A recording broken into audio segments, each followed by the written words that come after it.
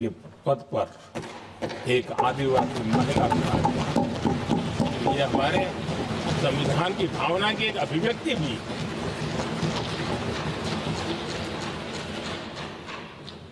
आदरणीय सभापति जी, इस सदन में भी लगातार हमारे महिला सांसदों की संख्या बढ़ रही है, उनका योगदान भी बढ़ रहा है। मंत्रिपरिषद में भी उनका योगदान बढ़ रहा है।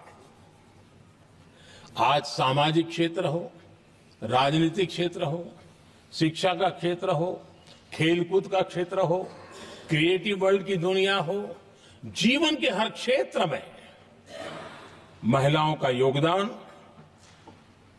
महिलाओं का प्रतिनिधित्व देश के लिए गौरव दिलाने वाला रहा है।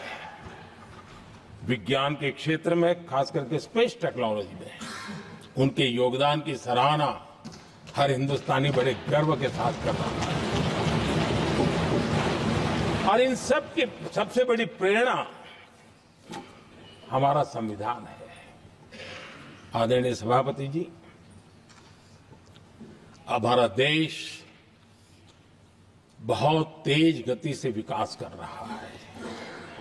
भारत बहुत ही जल्द विश्व की तीसरी बड़ी आर्थिक शक्ति बनने की दिशा में बहुत मजबूत कदम रख रहा है।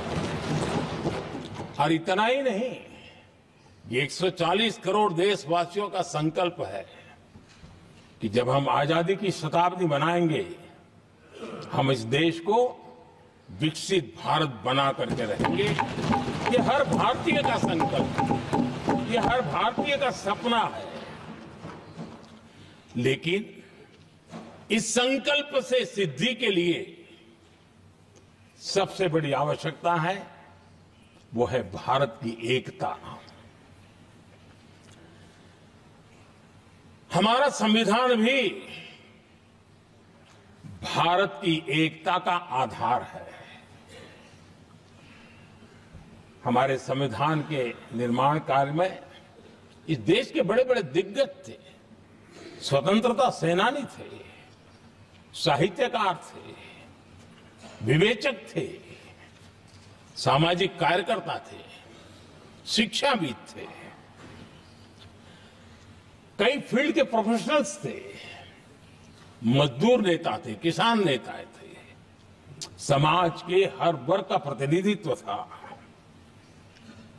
और सबके सब भारत की एकता के प्रति बहुत ही संवेदनशील थे। जीवन के भिन्न भिन्न क्षेत्र से आए हुए, देश के अलग अलग भूभाग से आए हुए सभी लोग इस बात के प्रति सजग थे। और बाबा साहब अंबेडकर जी ने चेताया था। मैं बाबा साहब का कोट पढ़ रहा हूं। बाबा साहब अंबेडकर ने कहा था, समस्या ये है कि देश में जो विविधता से भरा जनमानस है, उसे किस तरह एक मत किया जाए, कैसे देश के लोगों को एक दूसरे के साथ होकर निर्णय लेने के लिए प्रेरित किया जाए, जिससे कि देश में एकता की भावना स्थापित हो।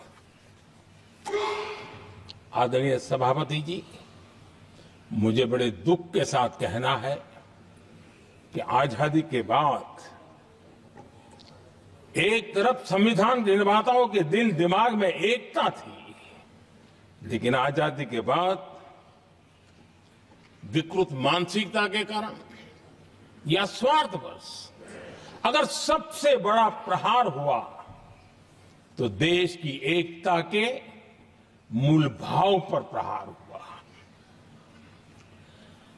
विविधता में एकता, ये भारत की विशेषता रही है। हम विविधता को सेलिब्रेट करते हैं और इस देश की प्रगति भी विविधता को सेलिब्रेट करने में है। लेकिन गुलामी की मानसिकता में पले बड़े लोगों ने,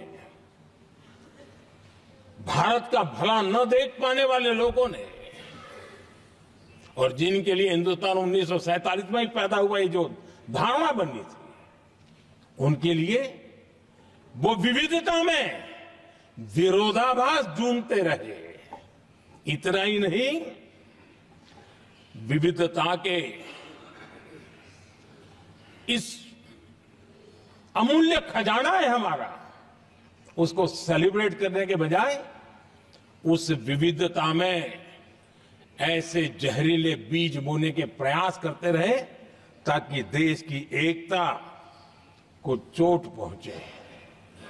आदरणीय सभापति जी, हमें विविधता का उत्सव हमारे जीवन का अंग बनाना होगा और वही बाबा साहब आंबेडकर को सच्ची श्रद्धांजलि होगी।